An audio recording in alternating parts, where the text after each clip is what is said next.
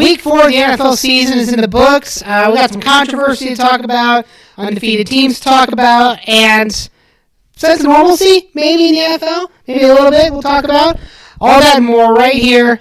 And welcome back to the podcast, ladies and gentlemen. We are here, your everyday NFL fans. I'm your host, Cale Benson, as always. With me is Austin Waiters, and as you can tell, we're in person today. A little bit of a different podcast. So if you're watching the video version, you're not going to see the scores on the screen today. It's just going to be the two of us. We'll be talking through all the scores, all the controversy, all the stats you might need to know. Check us out wherever you get your podcast from. Apple Podcasts, Spotify, Amazon, Google. If you get your podcast there, we're there. Go find us, go check us out for the audio version of the show if you're not able to watch on YouTube. And make sure to like and subscribe down below if you continue to like the content. But we're going to hop right into talking about NFL Week 4. We are already heading into Week 5, which is crazy to think about. The season goes so much faster than everybody always thinks it does. But we're going to start off talking about Week 4. We're going to run it back a little bit, talk about our game picks after this, and then predictions for Week 5. And I got some good ones, some crazy picks coming up for you in Week 5. But we're going to hop in and talk about Week 4 and controversy on Thursday Night Football this past week. Bengals beat the Dolphins 27-15. But the big story here is what the heck was Tua doing playing in this game? Why? First of all, why did he go back in against the Bills? And second of all, why did he play this game? You all saw the hit he took in this game. Everybody has seen it at this point, how he went down. I'm not going to talk too much about this. Everyone has beat this to death already over the past week talking about this one. But scary, scary injury for Tua. He's going to be out this week against the Jets. Depending on how long he sits, he should continue to stay out and rest up and heal. As you know, if your first concussion, especially in the NFL, you need to recover for 1 to 2 weeks, sit out, rest. But to come back in, not only the game he got the concussion in and play, but to come back in 4 days, because they played a Sunday game and they played a Thursday game. So it was a very quick turnaround. Didn't even have a full week to recover here. But to come back out, play this game, and then get re-injured, yes, I'm sure Tua wanted to play. He's a competitor. He wanted to get out on the field. He wanted to show what he's got. But you just can't be doing that. Dolphins organization, you cannot be letting him go out there. There's a scary injury that pretty much threatened his career if it had been any worse. And you don't want to see that happen. Props to the Bengals, I guess, for getting the win. But, there was a depleted Dolphins team. There was a weird vibe in the air after that. But, scary injury for Tua. Prayers up to Tua. I hope he recovers. I'm glad he is home. He is recovering. He's resting, doing well. But he's sitting out this week, which is good. Keep him out this week. Maybe even next week if you have to. Please, even next week if you have to. Just keep him out. Let him rest. But, I don't know where the ball was dropped on this one, but I'm always one of those guys that's been, NFL's a little too, they've babied it up a little too bit. There's not a lot of toughness left, but player safety is still the number one thing. And, concussions are no joke, especially, if somebody goes out there and, they twist, sprain their ankle or whatever, they still want to play. There's a debate that I could make about, maybe give them a little more flexibility with that. But you don't do flexibility with concussions. That's career-threatening. That's life-threatening. That damages your brain. That damages your memory, your balance, everything throughout your life. So, very dangerous scenario here. I can't wait to see what I'm looking forward to seeing what the investigation uncovers here through that. But tough scenario. Prayers up for Tua. Yeah, I agree with everything you said. You got to take player safety seriously, and it's crazy that he was even in the first place. Prayers up for him. Hopefully he continues to recover, and he'll find all the preliminary indications I've seen is that he is doing well, which is good. But hopefully he'll continue to rest up. But props to the Bengals. Dolphins were depleted, but the Bengals. They haven't done a whole lot this season. They've kind of been up and down so far, and the Dolphins have been one of those stellar teams. So props to them for taking them, 27-15 in that game. But obviously it's hard when one of the best quarterbacks currently in the league right now goes out. Yeah. So there's not much you can do about that if you're a Dolphins fan. They played well. Both teams played well. But good job on the Bengals' part. Moving forward on to Sunday, we're going to talk here about the Titans and the Colts. Derrick Henry finally starting to come back, find his own again. 22 for 114 and a touchdown, and also 3 receptions for 33 yards. So Derrick Henry, Titans need him to play well. He's finally starting to get his groove again. So that's exciting to see for your fantasy owners that might have been panicking a little bit after a few weeks. I think your panic meter can come down a little bit. I think Derrick Henry is starting to come back a little bit. As for the Colts, I don't know what more you want Matt Ryan to do here. Dude threw for 356 yards, 2 touchdowns, and you still couldn't get a win here. I don't know what else you want. I'm a Colts fan here, okay? We are garbage. For fantasy owners, if you want to drop Jonathan Taylor, go ahead at this point. It's been 4 weeks. He's done nothing. He's out for week 5 against the Broncos on Thursday. Our top receivers, Mo Alley Cox, Alec Pierre, Pittman's not doing anything. Colts have nothing. This Colts team is not good, period. The talent's there, but at this point, I wonder if it's coaching that's an issue. I'm questioning my faith in Frank Reich here to build the Colts up and make them do well, because the talent is there. I don't understand what we're doing with this team. So, a lot of question marks here. Titans get the win. Derrick Henry's looking good, so you guys might start getting on a bit of a roll here.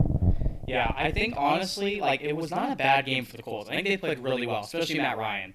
And Mo Cox, good on his part.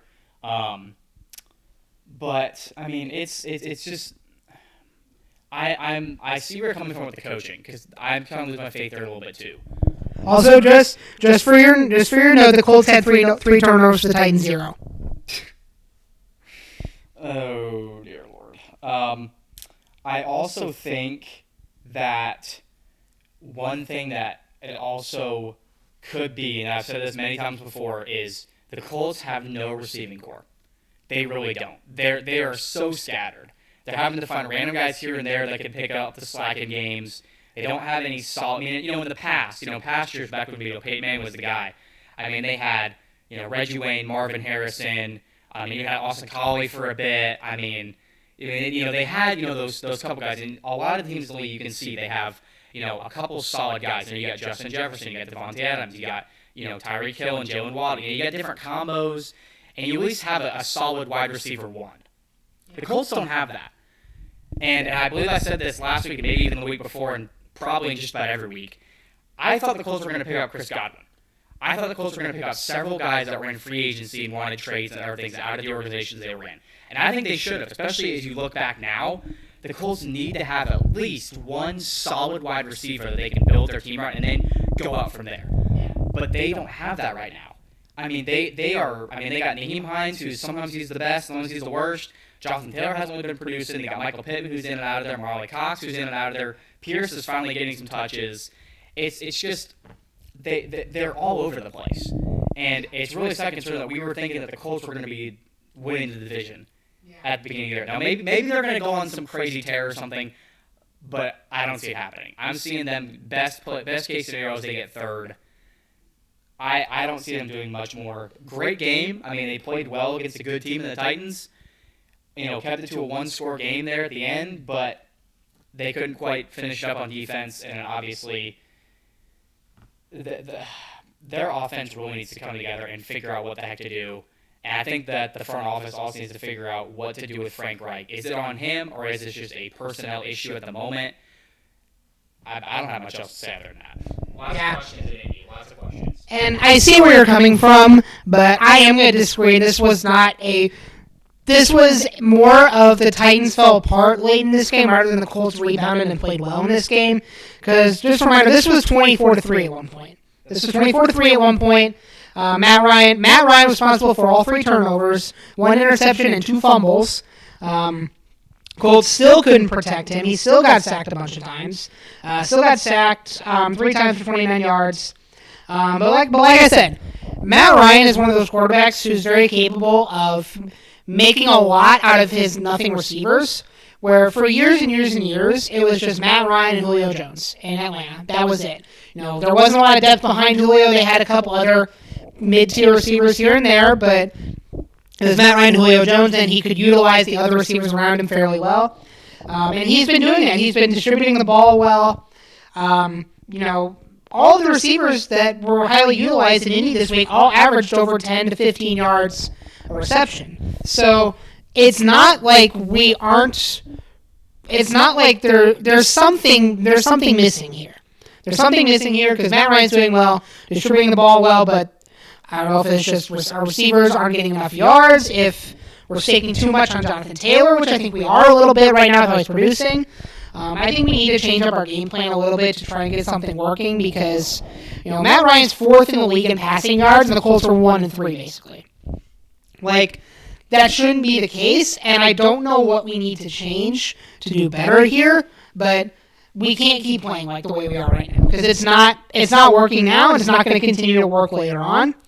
The Colts also had the most penalties, 7 penalties for 50 yards, 3 turnovers, only 38 rushing yards to the Titans 127. Passing yards, we were incredibly better, but that's expected. But the Titans the Titans in the second half did that we're going to play not to lose mentality, where they just put it on cruise control, and frankly, the Colts could have capitalized, we just didn't. So something's got to change in Indy. We got to fix this quick. If that's coaching, fine. If that's something else, figure it out because I'm tired of this. Moving forward, Bills-Ravens. Not as high-scoring game as we would have thought. I did pick this one right and said the Bills would win. Ravens choke at home. 2nd week in a row, the Ravens have choked. Excuse me. Bills didn't play a great game. Ravens didn't play a great game. Defenses looked good. But, Bills squeak out a win here on a last-second field goal.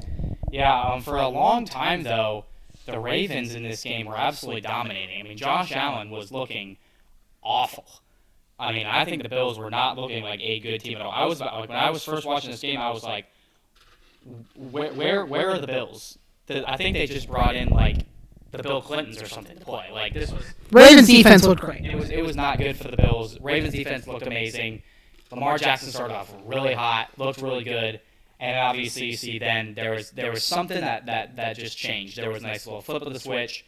And it still wasn't an amazing game by both teams, but Josh Allen really stepped up and obviously ended up carrying his team to a dub, and they got the game-winning field goal.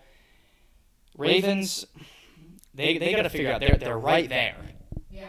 And they just can't get over that little hump right now. So if you're part of the Ravens organization or a Ravens fan, don't panic, but you need to be hey, let's evaluate what's up right now. What exactly is holding us back right now? Is it, just this little problem that needs to be tweaked here? Is it something bigger? Figure it out, because they're going to need that to go through the rest of their season. But props to the Bills for making a pretty good comeback throughout the game, just being able to keep the foot on the gas and not getting too discouraged after a slow start. It's same mentality I've been saying for 4 weeks now. You cannot play to not lose if you have a big lead. Ravens were up 20-3 at halftime in this game, and then lost 20, gave up 20 straight points to those and lost. It's not sustainable. You cannot do that in the NFL. Ravens have got to keep their foot on the gas. It was the same thing against the Dolphins. Ravens had the big lead, took their foot off the gas, let it cruise, and choked the game away. Lamar Jackson's front runner for MVP right now, and it's still not very close in my opinion. Lamar Jackson is doing everything he can for this team, and frankly, I attribute that more to coaching, in the sense of we've got the lead, let's kind of protect our players' health here and protect the stamina and kind of just ease off a little bit. No, go full force, keep the foot on the gas enough to keep the win going. Because Lamar Jackson can only do so much with the plays he's given. You know what I mean? Because, yes, the quarterback's a play caller, but, you've got the offensive coordinator, head coach. There's a lot to do here. Change up your game plans to get these wins and keep them. So I'm going to say the Ravens are fine. The Ravens should be 4-0 right now. They changed their stance a little bit on this. So they're 2-2, and that's their own doing. Chargers-Texans, moving on from that. I'm nervous if I'm a Chargers fan here. Here's why. Once again, this is another team. The Chargers at least were smart enough to realize that, we probably shouldn't take our foot off the gas and probably should win this. Because this was 27-24 at one point before the Chargers got that final touchdown. Austin Eckler had a big game here, so props to him. 2 rushing touchdowns, 1 receiving touchdown. But again, the Chargers figured it out late. It's we better go. Like, we better score another touchdown before we lose this game to the Texans. And the Texans are frankly not a bad team. They're right there. They're not a good team, but they've had some close games that they probably should have won. But the Chargers figured out to keep their foot on the gas, keep this one going. But the Chargers just are not looking like. I'm tired of the media just absolutely just sucking up to the Chargers, saying the Chargers are the best thing in the world. They're not. The Chiefs are better than the Chargers, for one. The Chargers are not a contender to win that division right now with how they're looking. They need to keep things going. Their offense looks great. Their defense does not. The Chargers really got to step it up and get this thing together because, again, getting shellacked by 28 by the Jaguars, and then playing another AFC South team and almost choking the game away on yourselves. Like, you're 2-2, and you're not a good 2-2. Yeah, I agree. I mean, good on the Chargers for realizing that and for picking it up. I mean, they're not playing awful, but man, I mean, you gotta step up. I mean, if you want to have any shot in your division, making a run when it gets to playoff time, you gotta show it in the regular season, and you gotta step up. And they have all the weapons to do so on both sides of the ball. But their defense is not showing it right now. Their offense is starting to get there. They need to step up. That's all I'm going to say. They need to step up if they want to have any shot coming up. Absolutely. Vikings Saints, the London game. Vikings get the win here. I know some people were concerned. Yeah. I know some people were concerned about Justin Jefferson's production the last 2 weeks, but turned it around, 10 receptions, 147 yards.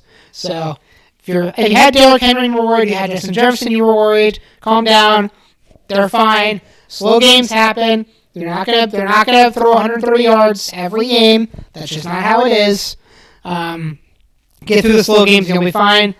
Saints didn't look awful here.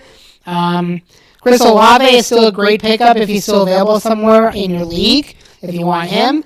But yeah, Saints fall to 1-3. Vikings move up to 3-1. Kirk Cousins continues to do great anytime that's not prime time. Yeah, kind of a slow game for Dalvin Cook, so that was a little unfortunate. But Justin Jefferson with a rushing touchdown and a bunch of receiving yards. So yeah, props to the Vikings moving to 3-1. Yep, that's about all I got as well. Browns Falcons. Not a lot to say here. This was kind of just not a great game on anybody's part. Falcons get the win here in the trash can game. Nick Chubb continues to make the Browns relevant, continues to just dominate everyone, and continues to run all over people. So Nick Chubb, awesome. Good performance by the Browns, just not quite enough to get over that final hump at the end against the Falcons. Yeah, Falcons, I was impressed with them at least being able to come out and get a win. Yeah, it was a trash can of a game for both teams, but I mean, I didn't expect the Falcons to come out of it on top, and they did, so props to them. Moving on to another slow game, really until the second half. Cowboys at Commanders. If you're not on the Cooper Rush hype train, get on the hype train. Now 4-0 for the Cowboys. Cowboys moved to 3-1 in second place in that division, tied with the Giants. Ahead of the Giants. Sorry. But yeah, Cooper Rush, 223 yards, 2 touchdowns. Tony Pollard had a very quiet game here. Zeke had a quiet game. CeeDee Lamb had a touchdown. Michael Gallup had a touchdown. And then Wentz did not have a great game here. Everybody's jumping to the conclusion of, hey, Wentz isn't that good anymore. It's like, no, Wentz is either bad or great. Like, there is no in between. So Carson Wentz has great games, he has terrible games. And if he was more consistent, this would be a different story. But yeah, Cowboys, man, don't sleep on the Cowboys. They're looking hot right now, and I would keep it going. Cowboys are going to keep rolling. Yeah, it shocks me. I mean, the Cowboys right now are on a tear, and I didn't see it, but what can you do? I mean, props to them. I mean, they're here to play right now. Yeah. And Cooper Rush right now, I think we've learned what the problem was. Dak Prescott. And yes, it has been Dak Prescott. And I don't like saying that because Dak Prescott is good, but I'm not being proven wrong here. Like, if the Cowboys start losing all of a sudden now with Cooper Rush and he just starts playing badly, then I'll be like, okay, it was a fluke. But 3 straight wins this season with Cooper Rush, I don't know, man. I don't know. I mean, the dude's undefeated. Yeah. I had never heard of him until he started. Yeah. like was it 3 weeks ago or whatever. Like I'd never heard of him before. I knew he was a backup for the Cowboys, but I hadn't heard much about him. So, but I remember his name though. I'll tell you what, everybody knows his name now. You better believe it. He's about to get that max contract. Moving on to the highest scoring game of the week, Seahawks and Lions. Man, poor Lions, bro. Lions defense is so bad, but their offense is so elite, which is crazy to think about. But I want to talk about how Jared Goff is playing like a top 5 quarterback in the league right now. I'm sorry, that's just how it is. Jared Goff is looking awesome right now, leading this offense. Jamal Williams had 2 touchdowns again. Hawkinson had the game of the week for anyone, 8 receptions, 179 yards, and 2 touchdowns. Hawkinson looked amazing here. Jamal Williams looked amazing here. Sucks for the Lions, but you were down Swift, you were down Brown, so that was a tough hit for your offense. But the Seahawks, Geno Smith is looking amazing right now. 23 for 30, 320 yards and 2 touchdowns. It is an incredible stat line. Rashad Penny had 2 touchdowns. DK Metcalf had 149 yards receiving. Lockett had good receiving. So, hey, Geno Smith also had a rushing touchdown, 49 yards rushing. So, hey, Seahawks looking impressive on that offense. Both of these teams have terrible defense. There's a reason this was a very college football game. Very high scoring, very low defense. But yeah, the Lions, if they can shore up their defense, are going to be scary. They just got to shore up that defense a little bit, or they're not going to get over that hump. Yeah, I agree. Lions, they're right there. Yep. And the hype train is still there for them. Yeah. But man, the Seahawks, they wanted to win that game. You could tell they were fighting and clawing their way into victory. And so, props to the Seahawks for coming in there with a win, but the defense for the Lions, especially they're down towards the end, because the Lions weren't down by a whole lot, and there was that big run. I think it was like 3rd and 8 or something, like a 3rd down, and just bursted right on the right side of the field and took it in for the score, and that kind of busted open before the Lions obviously made a little bit more of a comeback. But that kind of demoralized them a little bit there right towards the end of the game, because if they got that stop, the Lions could have drained the clock out and scored, and it would have won the game. But the running defense needs to be stronger.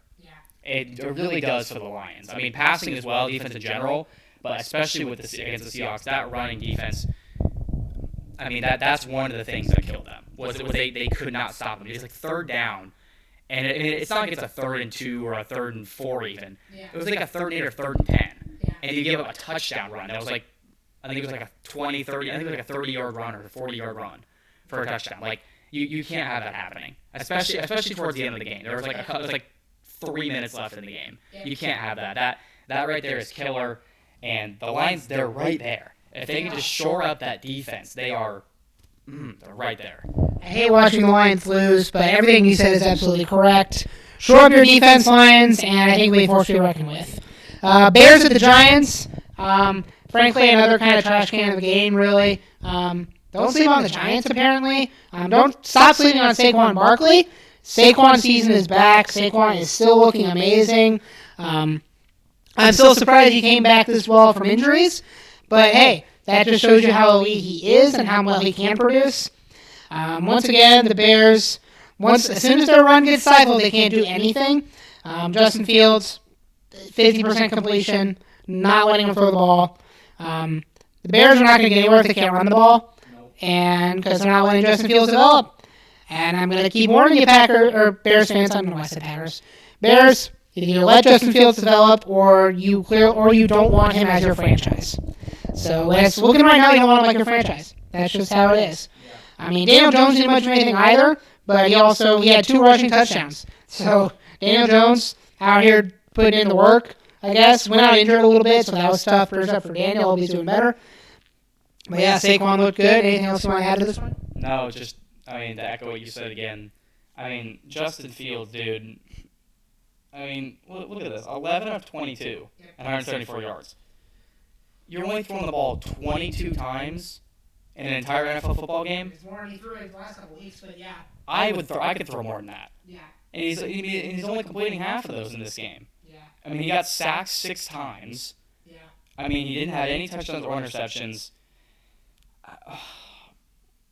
They need to either get rid of him and get another quarterback or develop him. Yep. Or freaking both. Just put him on your bench and put someone else and develop him in the offseason or something. Because you can't win without a quarterback. Yeah. You just can't. You can't. I mean, he needs to do more, especially if the run game is not there. Yep. If the run game's there and if he's also passing well, that's a solid squad. Yep.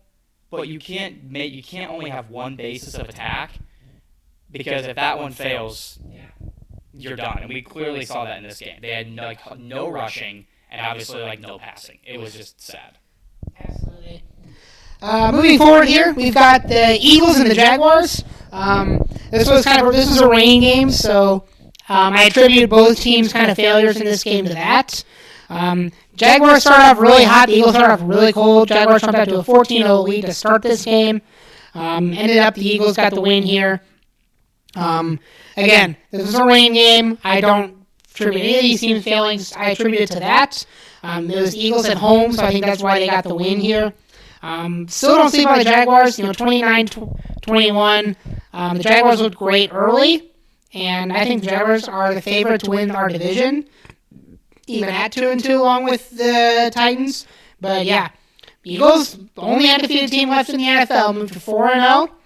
And they got a lot to prove. And Miles Sanders looks great still for the Eagles. So 27 carries for 134 yards and 2 touchdowns. So awesome job to him. Jalen Hurts had a rushing touchdown, and Gainwell had a rushing touchdown. Eagles, fly, baby. Fly, Eagles, fly. Yeah, slow start for the Eagles. As you said, it was 14-0 going at the end of the first quarter, But then if you look at the scoring summary there, the second quarter, 20-0. Yep. The Eagles, they went on an absolute tear in the second quarter, and then both teams, I think they just had an extended halftime and didn't even play in the third quarter, and then the fourth quarter was 9-7. So I mean, it was a first half game for both these teams. Yep. And if you actually was looking at the first quarter, the first points, it was a 59-yard interception by Andre Sisco. Mm-hmm. It wasn't even offense that got them started; it was the defense. Yep. So props to Jacksonville for making it close, for playing really well. At least in the beginning, and props also to Philadelphia for not only staying undefeated, but for getting those 20 points in the second quarter. And, I guess it's not really necessarily keeping your foot on the gas, but also not really letting up. They didn't really – it was kind of a mid-game for both teams, but still a fun game to watch. I'm surprised at both these teams, though. I'll tell you what. I'm surprised Jacksonville's doing this well. I'm surprised the Eagles are. But they're both here to play. Yeah. I'm not too surprised about the Eagles, but maybe not a 4-0 start, but yeah. Okay, I see what you're saying. And then, of course, it's a rain game when Jacksonville had 4 fumbles in this game. That's just how it is. Moving on here, Jets Steelers. Welcome back, Zach Wilson. Walking out here getting a win against the Steelers. The Steelers just don't have any offense. That's just it. Both Kenny Pickett and Mitch Trubisky looked awful in this game. I would be petrified if I was a Steelers fan. Yeah, it was Kenny Pickett's first game, whatever, but 10 for 13 with 3 interceptions? Come on, guys. Really? Is that what we're doing here? Najee's not producing. George Pickens is looking great, so fantasy owners go pick up George Pickens. But for the Jets, Jets kind of just mid all around. Zach Wilson, perfect 50% completion, 1 touchdown, 2 interceptions, but, I'm on the Zach Wilson hype train. You already know from the offseason. He does have that dog in him, baby. And hey, the Jets get a win here, move to 2-2. Steelers, absolute trash can of a team. You guys are awful. Not a lot else to say here, really. Nope, I'm with you. Cardinals, Panthers. I'm going to skip over this one. Cardinals get the big win. Baker continues to look like trash. And, the Panthers just suck. Yeah, it's bad when your own fans are literally booing you at home. Baker, I remember I was watching the game after, I believe he threw... It wasn't quite a pick six. It was a pick that went to the 2-yard line or something. Yeah. And, I heard nothing. You could hear it through the TV. Nothing but boos from the crowd. Yep. The Panthers are in a world of trouble right now. Baker, in my opinion, I'm not going to say he's washed, but he's not. He is not.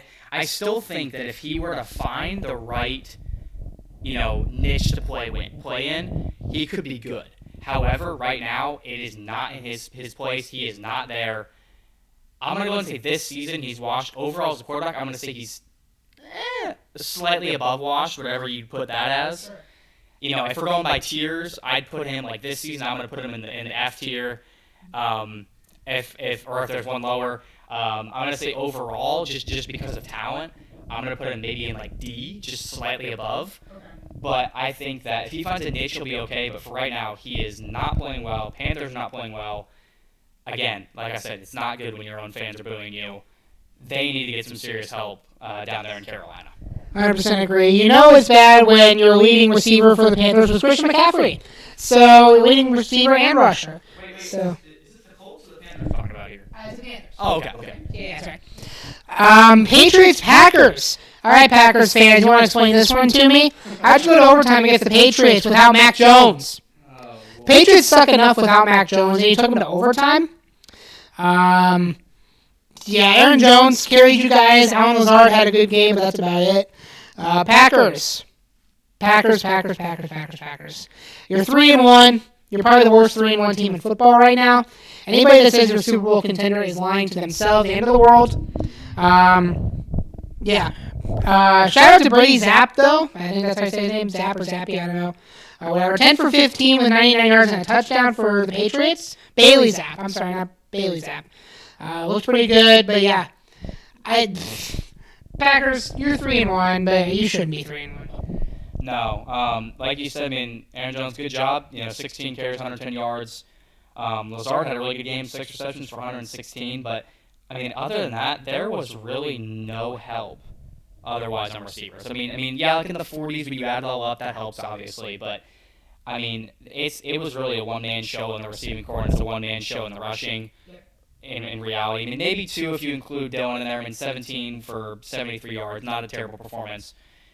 But this just goes to show, I was saying, Green Bay, they don't have a solid receiving corps anymore. With the loss of Devontae Adams, and especially if you've seen the teams of old with the Packers, they've always had 2 or 3 solid wide receivers. It's like us with the Colts. They've always had, they had Reggie Wayne and, Marvin Harrison and their wide receivers. Then they obviously had Dallas Clark at tight end. They had Joseph Adai at running back. That's their solid 4 right there. Right now, the Packers, they got Jones and Lazard, and that's kind of it. Cobb's kind of there in and out. Obviously, Rodgers is a quarterback, but in terms of who's, really producing, they only got those 2 weapons. That's not enough. That's not going to be enough to carry them through the playoffs. So, yeah, they're the worst 3-1 team, enough said. Because if you look at the record, they got clapped by the Vikings week 1. They beat the Bears because that's how they always do. They won a trash can bowl against the Bucs, and they won a trash can bowl against the Patriots. So, and they got the Giants this week. So I guess we'll see what happens. Raiders, Broncos.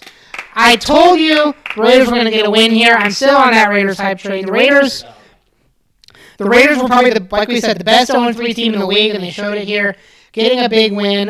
Josh Jacobs doing everything. 144 yards rushing with 2 touchdowns. 5 for 31 receiving. Devontae Adams got utilized again in this game. The Raiders played their game and won. Broncos country, why do you keep letting Russell Wilson do this? This was probably Russell Wilson's best game of the year. He was 17 for 25, 237, and 2 touchdowns and lost. And a rushing touchdown. This was Russell Wilson's best game of the year so far, and he lost. Guys, Broncos country. Also, prayers up. It's such a sad to see that Javonte Williams is going to be out for a year with that ACL injury.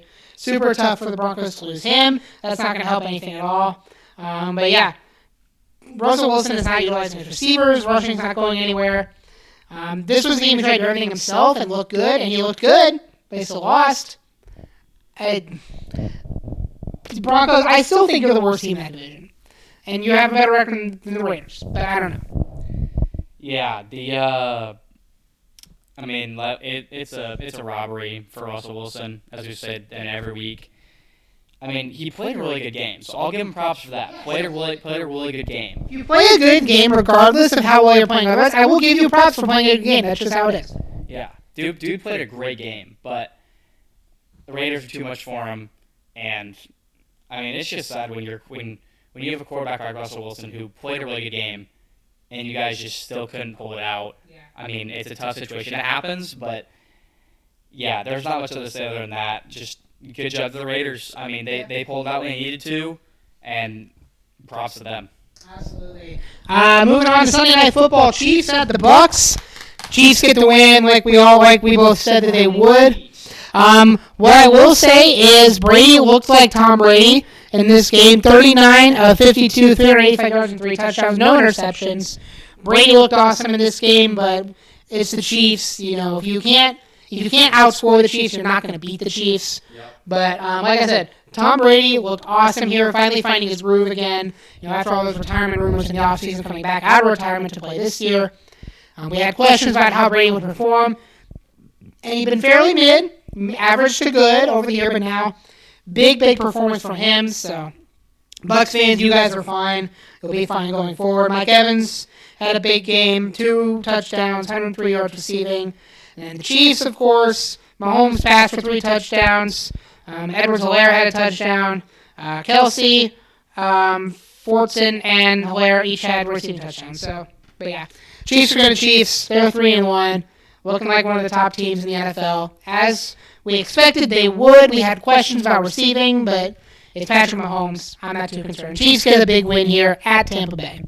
Yeah, and especially tough for the Buccaneers because one, Tom Brady played an amazing game, just wasn't enough. But the Bucs defense, they have one of the best defenses in the league. Yeah. And they just allowed 41 points to get dropped on them. Yep. And, I mean, yes, it's the Chiefs, and it's a great team. And, you're going to have games where even if with the best defense, you're still going to lose. It happens. But they really need to, if they want to have a shot of getting to the Super Bowl or at least pushing through the playoffs, they really need to shape up a little bit on defense just in certain areas. So, yeah. I 100% agree with you on that one. Moving on to the last game, Monday Night Football, Jimmy G moves to 7-0 against the Rams in his career. 24-9. Rams did not look good in this game. 49ers looked great. Cooper Kupp looked good as always. 14 for 122 yards. So props to him. Rams, guys aren't looking too good. That entire division is 2-2. So it is a 4-way tie right now for that division. The Rams, the 49ers, the Cardinals, and the Seahawks are all tied in this division. I don't know what to say about that. I don't know what to think about that. But right now, every team in that division, aside from the Cardinals, look better than the Rams. The Seahawks and the Niners both look better than the Rams. They're putting up more points. The Rams, you got to get together quick. You're Super Bowl champions defending. You are not looking like it. I'm going to need to see something from you. I agree, yeah. There's a lot of high hopes for them. They're never out of it, and they're still, with that division especially, they're not out of it by any means. Oh, yeah. But they need to shape up. Only scoring 9 points. Yeah. Yes, the 49ers are a good team, but to only score 9 points, and you allow them to score 24 on you. Yep. On a massive Monday night game, I don't know what to say. The Rams right now, not looking like the Super Bowl champions like they were. A lot of people, especially myself, thought they might get back there. I remember preseason we were talking. We made bold predictions, way too early predictions, which we did specify. But we were saying it was going to be, Bills Rams. Yeah. And I'm not thinking that's how it's going to be anymore. No, not right now. The Rams right now are just not playing to the level that everybody knows they can play at. Yeah. Yes, you have your highs and your lows. Yes, you lose people in the offseason, you gain people. And yes, they're still losing Van Jefferson. Yeah. So he's still out, so we'll have to see how that impacts it when he gets back. I think he might be back next week, possibly. I think so, yeah. Or I guess maybe this week. However, you never know, but that's still no excuse for them. They need to shape it up. I 100% agree. It sucks to see the Rams struggling, but we'll see if they get it back. I think they'll find their groove at some point. I think they were only 12-5 last year, so I think they were better than that last year. But the record didn't show it, so we'll see what happens. There's a lot of football still to be played here through that. But after week 2. Or after week 4, wow, I cannot speak today. I cannot keep track of where I'm at. After week 4, I had a huge week for picks this week. We moved back into a tie on game picks. I am 34-27-1, and Austin is also 34-27-1 going into week 5. So we are neck and neck in game picks this year. This is going to be interesting. This is going to be a big defining week, though, because I know I have different picks than you will have. So either I pull ahead this week or he pulls ahead this week. We'll see what happens. But with how we've been doing, though, we've been bouncing pretty well back and forth. So this is going to come down to the wire, I can already tell. So I'm excited to see where things go from here. Let's go ahead and move into our game picks for Week 5, and we can talk about the games as we move through them. Starting off with Thursday Night Football, we've got the Colts at the Broncos. I can't, as good as the Broncos are, I can't in good conscience pick the Colts. This is like two trash can teams in the AFC going head to head, and I got to pick the Broncos at home, winning this one against the Colts. Yeah, this is a trash can bowl. I'm still half and half on these teams because, like, the Colts, as we talked about earlier, I don't think they played that bad of a game last week against Titans. They really didn't. And I think the Titans, I not only think, I know the Titans are much better than the Broncos are. Yeah.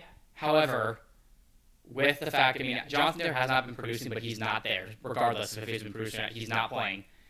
Matt Ryan's been playing really well, but, the receiving core is just kind of up.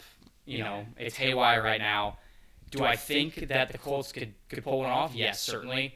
But with it being an away game against a Denver team that, lost last week, but they did play well, I gotta pick Denver on this one. Good choice. I think that's a safe pick here. Moving on to Sunday, Steelers at the Bills. Bills win a blowout in this one because the Steelers have no offense. Yep. Right. Chargers at the Browns. I hate to say that this was more of a toss-up than I wanted it to be. It really was for me because of how the Chargers have been playing very mid. But I'm picking the Chargers to win this one here. They have been the one team that has shown that they will keep their foot on the gas to win a game. At least they showed that last week, so we'll see. But I think Chargers get a win. I think it'll be close, but I think Chargers pull out a win here. I agree. If you saw the trash can bowl last week, Nick Chubb is about the only good thing that they have going for him. I don't think it's going to be enough. Let's go Chargers. Next one's going to be a fun one. Next one is Cowboys at the Rams. I'm going to let you take lead on this one. Cowboys at Rams. Cowboys at Rams. So, the Rams are, despite how they've been playing recently, they are a really good team. And it is at home for them, which I think could help them. However, the Cowboys are on an absolute tear right now. Cooper Rush is that guy, pal. I'm going with the Cowboys. Dang, I can't even be different than you. I picked the Cowboys as well to win this one. I think Cooper Rush continues that. I haven't seen anything good from the Rams recently, so I'm going to see a lot more from them before I can have faith picking them again. Giants at the Packers. This is a London game. This one's in London, so both teams are going to be a little jet lagged here. 9:30 on Sunday morning. Giants at the Packers. What are you thinking here? It's a neutral site. Giants-Packers. So, I was honestly kind of originally thinking it was going to be a Giants, if I'm being honest. However, the issue is that while both teams, have been playing decent, right now, the main weapon I'm seeing from the Giants is Saquon Barkley. Yep. I don't think, though, that if let's say when it comes to this game, he's their only weapon they have because their passing game is just not working. Mm-hmm. That's not going to be enough because the Packers, at least, especially with last game we saw in their close victory, they at least had one guy that could rush well, and that was Aaron Jones. We saw him had a really good game. But Lazard also had a good game. So you at least had one weapon passing and one weapon rushing. And for that reason alone, I'm going to go with the Packers. Okay. I'm going to stick with my pick on this game. I am picking the Giants to win this game. For the reason of the Packers struggled last week against the 1-2 Patriots, and now get to play the 3-1 Giants.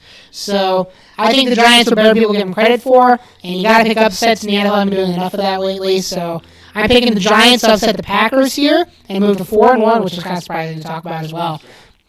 Bears at the Vikings. Bears couldn't beat the Giants. I'm picking the Vikings. You can just look at the initial I make it with my hand. Yeah, pretty much. Lions at the Patriots. The battle 1-3 teams. The Patriots held it close against the Packers, but the Patriots don't have the defense to stop the Lions' offense. I'm picking the Lions here. I know it's in New England, so it's a tough place to play, but with how the Lions' offense is going, I can't in good faith pick against them with how bad the Patriots have looked. And I don't know if Mac Jones is back yet or not, so I'm picking the Lions here. Yeah, it's a tough place to play, and I mean it is very possible that because of how good of a game Hawkinson had and some other players had, they're going to have a down game. But I still don't have enough faith in the Patriots right now. I got to go with the Lions as well. All right. I'm going to let you pick the next couple ones first. We can talk about these. Seahawks at the Saints. What are you thinking here? Ooh, man, Seahawks at the Saints. Honestly, I mean, the Seahawks have been playing well. I'm going to go with the Saints, though. Okay. I think the Saints, just with how well they played against the Vikings, I think that game right there shows that like they have what it takes in there. I mean, Chris Olave has been playing pretty well, and their defense is not awful. It's been kind of up and down as it is in the NFL with a lot of teams. I have faith in them. I think unless Geno Smith and Lockett and some other guys absolutely pop off, I think the Saints will be able to take care of business. I think it'll be a close game. I'm going with Saints though. The Saints are favored to win this one by 5.5, so do keep that in mind. I picked the Seahawks to win this game. I'm still sticking with the Seahawks. Excuse me. Just because of how well their offense is producing and how well Geno Smith is doing. Dolphins at the Jets next week. I'm going to let you pick this one again, but reminder, Tua is going to be out for this game for concussion protocol, and it will be Teddy Bridgewater making the start for the Dolphins. Man, this is tough. Because, I mean, I don't think Teddy is a horrible quarterback at all. Teddy's really good, actually. And he does, exactly. And he does still have two high-powered offensive receivers in Jalen Waddle and Tyreek Hill. Yeah. However, the Jets also got Zach Wilson and a solid team. Yeah. But unfortunately, it's not going to be enough. I'm picking the Dolphins. Okay, I like it. I'm going with the Jets. I'm going with the Jets because Tua's out. I think the Jets are going to be a little bit too much. I think Tua drives more of that offense people have realized and are still willing to admit for some strange reason. But we saw how much they fell apart against the Bengals last week without Tua. I think the Jets upset the Dolphins here in this one. Bucks, Falcons. Falcons at the Bucks. More like it. Bucks win. Yep. Bucks win. And you're picking the Bucks? Okay, cool. Move on from there. Titans at the Commanders.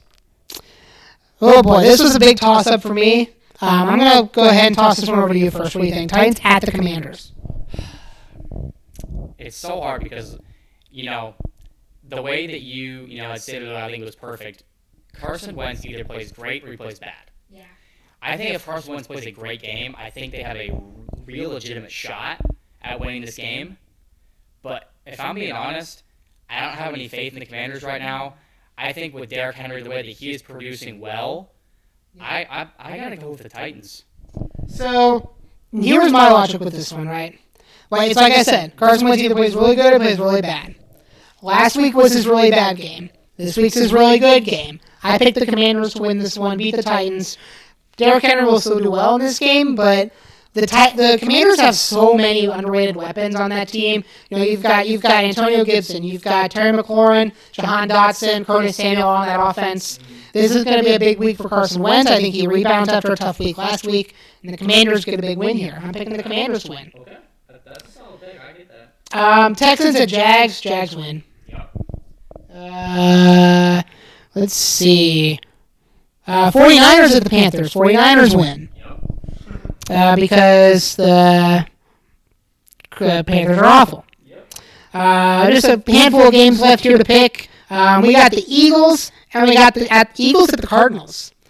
This is going to be a tough game, a lot of people think. I picked the Eagles here.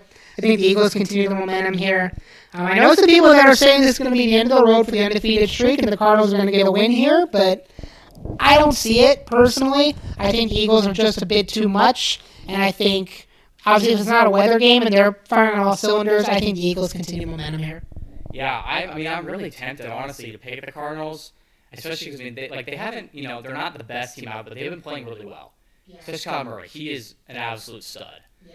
But I think that the Eagles are just a little too high-powered, and could this definitely be the end? 100%, but I don't think it is. I think that the Eagles continue on their win streak, continue to dominate. I think it's going to be a close game. Yeah. I think that Kyler Murray and the Cardinals are going to do everything possible they can to end this, but I think it's going to be they're going to fall a little bit short. So fly, Eagles, fly. Fair enough. Fly, Eagles, fly, baby. Sunday Night Football, Bengals at the Ravens. I'm going to let you pick this one first. Ravens have not had a good look at home so far with a couple of choke losses here against the Bengals. The Bengals are starting to get hot, so what are you thinking for this one? Well, that's what I was just about to say. The Ravens, have not been looking too hot. At least in terms of the choking. I mean, they played well, but they've been choking. The Bengals, they're starting to get hot. I mean, obviously, they with Tua going out for the Dolphins, that kind of helped them a little bit in some sense. But honestly,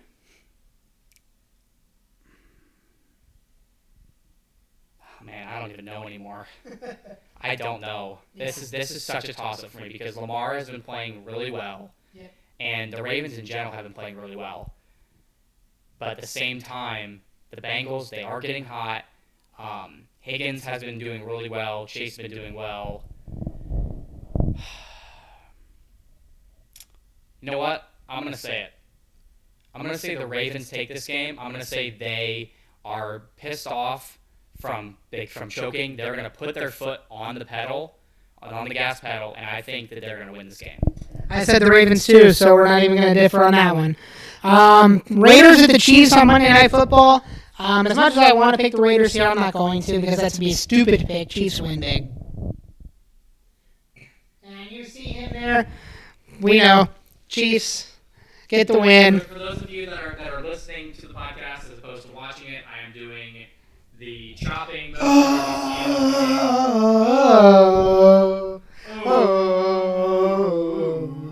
Yeah.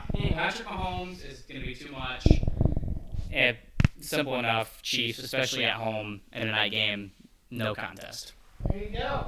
Final pick, Chiefs get the win. So let's see here. Let's see where we differ a little bit here. I know we had some different picks. So I picked the Giants. You picked the Packers. We differ there. I picked the Seahawks. You picked the Saints. So that's the second one. You picked the Dolphins. I picked the Jets. That's 3. Commanders and Titans. We differ. That's 4. So we got 4 different picks this week. So a lot of it'll be interesting to see. We got a lot of defining. This is going to be a defining week, I think. That'll really set us apart to see where we differ here. Or we could even split, go 2-2, and then we're just tied even again. You don't know. That'll probably be our luck, knowing we'll be tied the whole season. But, yeah. Week 5 of the NFL, coming hot. Be ready for the podcast next week. I'm ready for NFL this Sunday. It's going to be awesome. Super hyped. Super excited. Energy's a little bit low. I'm getting a little tired. But, hey, still hyped. Still brought the energy, as always. You already know. We don't slow down. We keep going on this podcast. Put our foot on the gas, and we don't stop like a lot of the NFL teams. We are the opposite of NFL teams. We don't stop. We keep going. Foot on the gas. Content's going to keep coming. Watch the video on the channel. Check us out on where you get your podcast from. All platforms. Like and subscribe, as always. I'm going to go ahead and peace it out right here. Thanks for joining me, as always. I will see you next week on the podcast. Thanks so much for watching, guys. Have a great night. Peace!